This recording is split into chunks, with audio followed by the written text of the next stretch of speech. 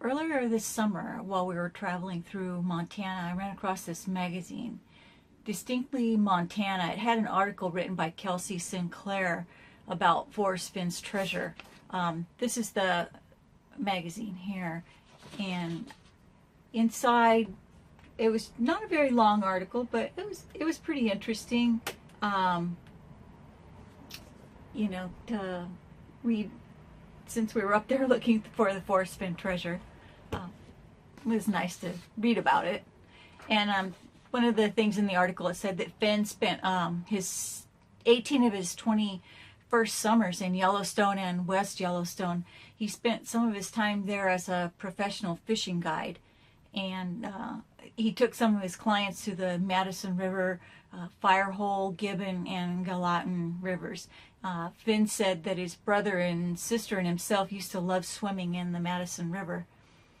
When he was a little older, Fenn worked other jobs, and one of them was clearing the trails for National Forest Service.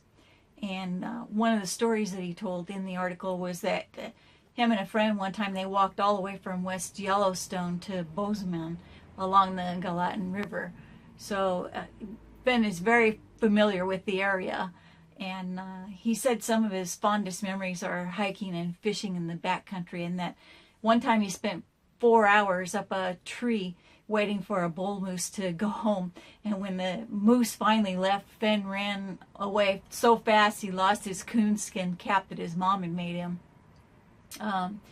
He said he always wanted to be in a spot where no human had ever been before. And he spoke of a time when he was hiking in Yellowstone with a friend, and a new geyser spurted up beside him and started spraying water all over the place. Fenn himself said that the treasure is above 5,000 feet and below 10,200 feet. One of the popular search locations in Montana is Hebgen Lake. Hebgen Lake. And in the thrill of the chase, Fenn tells a story about his brother Skippy disappearing for a couple of days into Idaho. And then he called the family to meet him at the lake, and that's just outside of Yellowstone.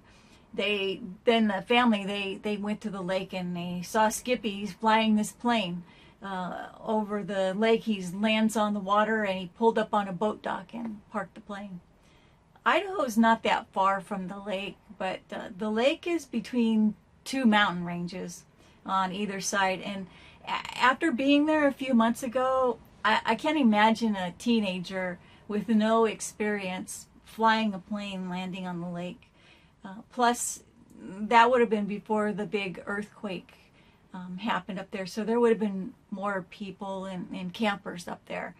So Fenn's dad also, he was a school principal, and Forrest wrote in his book that they got spanked for staying up just a couple of minutes past bedtime. So Skippy disappearing 2 days and showing up and flying a plane, I don't know. By Fenn's own admission, he likes to embellish the truth, and I kind of believe that that's one of these cases here, that he embellished it a little bit, or he left a lot of the details out, because he said then the family just left and he doesn't know how Skippy got the plane back. But so I have some questions about that story.